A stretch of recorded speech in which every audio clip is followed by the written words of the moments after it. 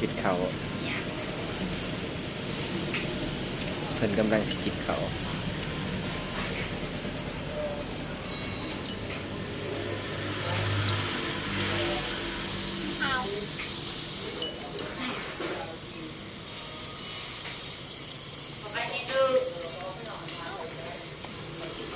นั่งมานั่งกินข้าว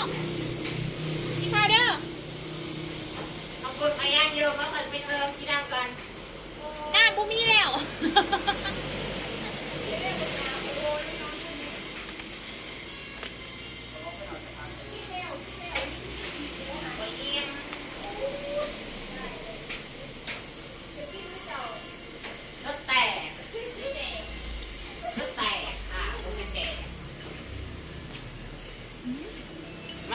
แซ่บบ่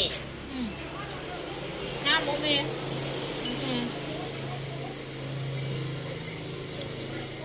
นี่กะปิเนาะ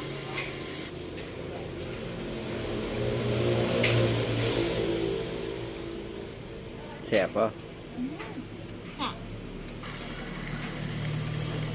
เดี๋ยวลายบุมีกะปิ